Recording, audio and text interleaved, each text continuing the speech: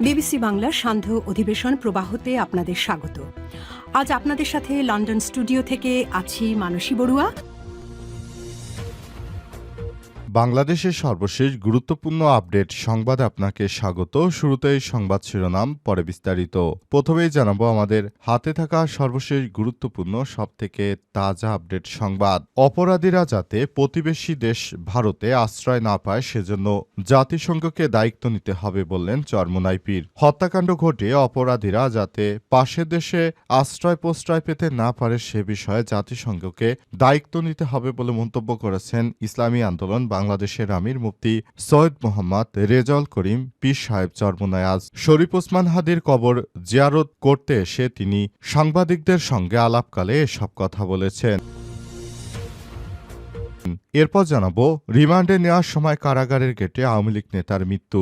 গাজীপুরের কাশিমপুর কারাগার থেকে রিমান্ডে নেওয়ার সময় অশিকুর রহমান বাবু ৪৩ নামে আওয়ামী লীগের এক নেতা মারা গেছেন। আজ হৃদরোগে আক্রান্ত হয়ে তিনি মারা গেছেন বলে জানিয়েছেন কাশিমপুর কেন্দ্র কারাগার ২-এর সুপার আল মামুন। মৃত অশিকুর রহমান বাবু গোপালগঞ্জের টুঙ্গিপাড়া উপজেলার উত্তর বাঁশবাড়িয়া গ্রামের এনায়েতুর রহমানের ছেলে। রাজধানীর বাড্ডা থানা ছাত্রলীগের সাবেক সভাপতি অশিকুর রহমান বর্তমানে বাড্ডা থানা আওয়ামী লীগের যুব ও ক্রীড়া সম্পাদক পদে ছিলেন।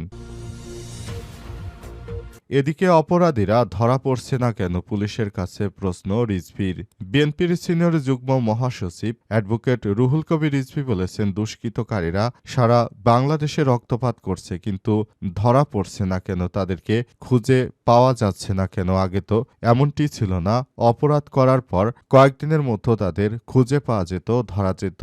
একদিন, ২ দিন অথবা ১ মাস তাদের ধরা পড়ে যেত, কিন্তু এখন তাদেরকে কেন ধরা হচ্ছে না সেই প্রশ্ন রেখেছেন তিনি। তবে বিএনপির নেতাকর্মীরাই কিন্তু বিএনপির ব্যারিস্টার কায়সার কামালের নেতৃত্বে ওই হাদির খুনিকে মাত্র ১ মাস আগে অস্ত্র মামলায় গ্রেপ্তার হলেও তাকে ছাড়ানো হয়েছিল। এই ব্যাপারটি নিয়ে রুহুল কবির রিজভী সহ বিএনপির নেতৃত্ববৃন্দরা এখন চুপচাপ। এবারে জানাবো, প্রথম আলো এবং দ্য ডেইলি স্টারের হামলার ঘটনায় গ্রেপ্তার নয়। সম্প্রতি জাতীয় দৈনিক প্রথম আলো এবং দ্য ডেইলি স্টারের পাশাপাশি দুটি সাংস্কৃতিক সংগঠনের কার্যালয়ে হামলার সঙ্গে জড়িত সন্দেহে আইনশৃঙ্খলা রক্ষাকারী বাহিনী সহ দেশের বিভিন্ন স্থানে অভিযান চালিয়ে ১২ ডিসেম্বর সকাল পর্যন্ত ৯ জনকে গ্রেপ্তার করা হয়েছে। এবং সর্বশেষ জানাবো, ইন্দোনেশিয়ায় বাস উল্টে ১৬ জনের মৃত্যু। ইন্দোনেশিয়ায় একটি বাস উল্টে ১৬ জনের মৃত্যু হয়েছে। আজ দেশটির একটি মহাসড়কে ধাক্কা খেয়ে বাসটি উল্টে যায় এবং সেখানে ১৬ জন ব্যক্তির মৃত্যু হয়েছে। এই ঘটনায় পুরো দেশ জুড়ে শোকের বন্যায় ছেয়ে যাচ্ছে। দেশের প্রতিটি মানুষ এখন অনেক বেশি দুঃখে আছে, কারণ এমন একটি বড় দুর্ঘটনা তারা দেখল যেটা জন্য তারা মোটেও প্রস্তুত ছিল না। এমন ঘটনা যেন আর না ঘটে সেই প্রত্যাশা সবার বলে জানিয়েছে তারা। প্রিয় দর্শক, এতক্ষণ শুনছিলেন সংবাদ শিরোনাম, এবারে বিস্তারিত। তবে তার আগে বন্ধুরা, অনুরোধ থাকবে এই সংবাদটিতে একটি লাইক দিন। এই চ্যানেলে আপনি নতুন হয়ে থাকলে আমাদের সংবাদটি দেখতে দেখতে চ্যানেলটি সাবস্ক্রাইব করে রাখুন। কমেন্ট করে বন্ধুরা আপনার মূল্যবান মতামত জানিয়ে দিন আপনি বিশ্বের কোন দেশ থেকে বা বাংলাদেশের কোন স্থান থেকে আমাদের সংবাদটি দেখছেন এবং শুনছেন। আর বন্ধুরা, সংবাদটি আপনার সোশ্যাল মিডিয়া ফেসবুকে শেয়ার করে বন্ধুদেরও দেখার সুযোগ করে দিন। গাজা যুদ্ধে আপনি যদি নিরীহ ফিলিস্তিনিদের ভালোবেসে থাকেন, কমেন্টে ইয়েস লিখে বিশ্ববাসীকে জানিয়ে দিন। এবারে বিস্তারিত।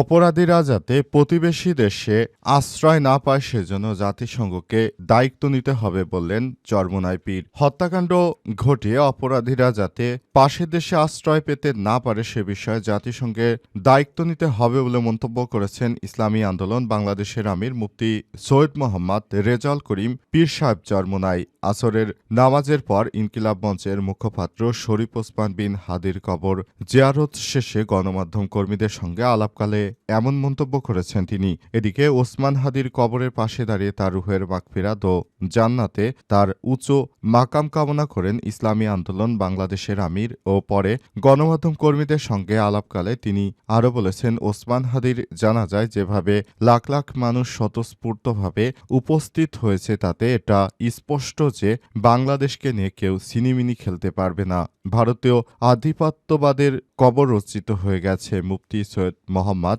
রেজাউল করিম আরও বলেছেন, রাজধানী ঢাকায় হাদির মতো একজন জনপ্রিয় রাজনৈতিক নেতাকে প্রকাশ্যে গুলি করে হত্যা করার পরে খুনি কিভাবে ঢাকা ত্যাগ করে দেশের সীমানা পার হয়ে গেল তা আমাদের বুঝে আসে না। সরকারকে বলবো অবিলম্বে অপরাধীদের গ্রেপ্তার করতে হবে। তিনি আরও বলেছেন, আন্তর্জাতিক রাজনীতিতে এক দেশে অন্য দেশের স্বাধীনতা সার্বভৌমত্বের প্রশ্নে শ্রদ্ধা জানানোর রীতি, সেখানে বাংলাদেশের রাজনীতিতে খুন করে হত্যা করে অপরাধীরা যাতে পাশের দেশে আশ্রয় পেতে না পারে সে বিষয়টি জাতিসংঘকে দায়িত্ব নিতে হবে। পতিত ফ্যাসিস্ট সরকারের অপরাধী সহ ওসমান হাদির হত্যাকারীদের অবিলম্বে বাংলাদেশের হাতে তুলে দিতে হবে, যাদের প্রাপ্য সাজা সরকার দেবে বলে মন্তব্য করেছেন তিনি। তাই এসব সন্ত্রাসীদের ছাড় নয়। আর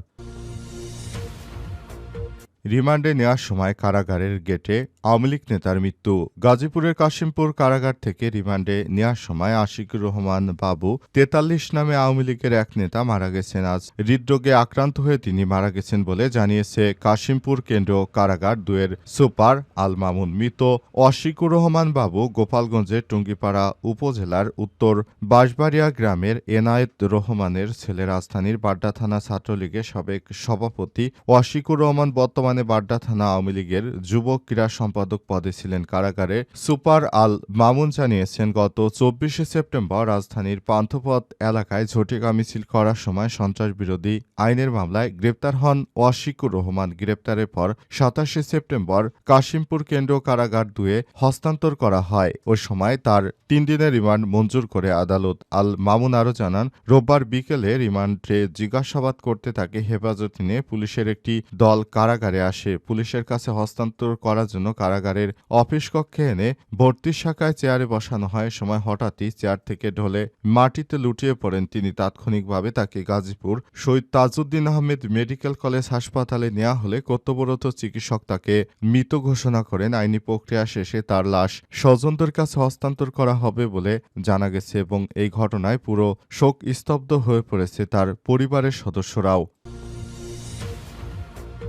অপরাধীরা ধরা পড়ছে না কেন, পুলিশের কাছে প্রশ্ন রিজভির। বিএনপির সিনিয়র যুগ্ম মহাসচিব অ্যাডভোকেট রুহুল কবির রিজভী প্রশ্ন করেছেন, যারা পুলিশ বাহিনীতে কর্মরত রয়েছেন তারা অপরাধীদের ধরতে পারছেন না কেন? কারণ অপরাধীরা দেশ ছেড়ে তারপর ভারতে পালিয়ে যাচ্ছে, অথচ আপনারা কিছুই করতে পারছেন না। আবার প্রশ্ন তুলেছেন রুহুল কবির রিজভী। তিনি বলেন, যারা বাংলাদেশে দীর্ঘদিন ধরে স্বৈরতন্ত্র কায়েম করলো, যখন আমরা বিরোধী দলে ছিলাম তখন কিন্তু আপনারা প্রতিনিয়ত কাজ করেছেন এবং আমরা যে জায়গায় ছিলাম সেখান থেকে আপনারা ধরে ফেলতেন, কিন্তু এখন দেখতে পাচ্ছি আপনারা কোথাও সঠিকভাবে কাজ করতে পারছেন না। এর সমস্যাটা আসলে কোথায়? কিন্তু বলতে গেলে বিএনপির আইনজীবী ব্যারিস্টার কায়সার কামালের নেতৃত্বে কিন্তু ওই হাদির খুনিকে ছাড়ানো হয়েছিল। এই ব্যাপারে বিএনপির পক্ষ থেকে চুপচাপ কোনো কথাই বলা হচ্ছে না। মূলত বিএনপি কেন তাকে ছাড়িয়েছিল এই প্রশ্নটি অনেকেই বিএনপির কাছে করছে, কিন্তু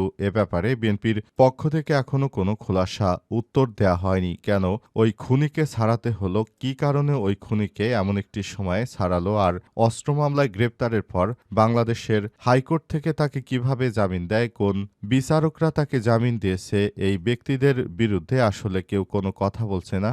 যত দোষ এখন স্বরাষ্ট্র উপদেষ্টা লেফটেন্যান্ট জেনারেল জাহাঙ্গীর আলম চৌধুরীর, কিন্তু অন্য ব্যক্তিরা যে দোষ করবে তাদের ব্যাপারে কেউ কোনো প্রশ্ন তুলছে না।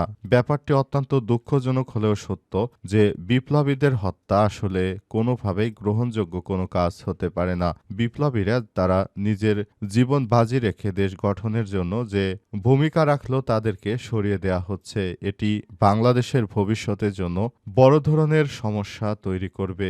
বাংলাদেশে আগামী ১০০০ বছরের মধ্যে কোনো গণ অভ্যুত্থান হবে কিনা সন্দেহ, কিন্তু যে নেতৃত্ববৃন্দ আমরা পেয়েছিলাম, হাসনাত আব্দুল্লাহ, ব্যারিস্টার আসাদুজ্জামান ফুয়াদ, এছাড়াও ওসমান হাদি, এদেরকে হারানো বাংলাদেশের আসলে স্বর্ণের টুকরা হারানোর সমতুল্য, এমনটাই মনে করা হয়।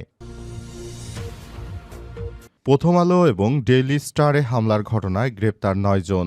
সম্প্রতি জাত দৈনিক প্রথম আলো এবং দ্য ডেইলি স্টার পাশাপাশি দুটি সাংস্কৃতিক সংগঠনের কার্যালয়ে হামলার সঙ্গে জড়িত সন্দেহে আইনশৃঙ্খলা রক্ষাকারী বাহিনী ঢাকাসহ দেশের বিভিন্ন স্থানে অভিযান চালিয়ে সোমবার ২২শে ডিসেম্বর সকাল পর্যন্ত ৯ জনকে গ্রেপ্তার করেছে। গ্রেপ্তারকৃতদের মধ্যে ৭ জনের পরিচয় তাৎক্ষণিকভাবে নিশ্চিত হয়েছে। তারা হলেন মোহাম্মদ কাশেম ফারুক, মোহাম্মদ সাইদুর রহমান, রাকিব হোসেন, মোহাম্মদ নাইম, ফয়সাল আহমেদ প্রান্ত, মোহাম্মদ সোহেল রানা ও মোহাম্মদ শফিকুল ইসলাম। পুলিশের কাউন্টার টেররিজম ইউনিট ও গোয়েন্দা পুলিশ আরও ২ জনকে গ্রেপ্তার করেছে। তাদের পরিচয় যাচাই বাছাই করা হচ্ছে। পুলিশ ও অন্যান্য আইনশৃঙ্খলা রক্ষাকারী বাহিনী রোববার প্রধান উপদেষ্টা প্রফেসর ডক্টর ইউনূসকে জানিয়েছিলেন, সম্প্রতি এসব ঘটনায় জড়িত সন্দেহে ভিডিও ফুটেজ বিশ্লেষণ করে ইতিমধ্যেই ৩১ জনকে প্রাথমিকভাবে শনাক্ত করা হয়েছে। চট্টগ্রামের ভারতের সহকারী হাইকমিশনের বাসভবনের নিকট বিশৃঙ্খলা সৃষ্টিকারীদের মধ্যে ৩ জনকে ভিডিও ফুটেজের মাধ্যমে শনাক্ত করা হয়েছে। গ্রেপ্তারকৃত কাশেম ফারুক বগুড়ার আল জামিয়া আল ইসলামিয়া কাসেমুল উলুম মাদ্রাসার প্রাক্তন ছাত্র। ঢাকা মোহাম্মদপুর এলাকার বাসিন্দা মোহাম্মদ সাইদুর রহমান ফরিদপুর জেলার ভাঙ্গা উপজেলার নোয়াকান্দা গ্রামের বাসিন্দা। শেরপুর জেলার বাসিন্দা রাকিব হোসেন প্রথম আলো ডেইলি স্টার এ ভাঙচুর অগ্নিসংযোগে সক্রিয় অংশগ্রহণকারী হিসেবে ভিডিও ফুটেজে শনাক্ত করা হয়েছে এবং তাকে আটক করা হয়েছে।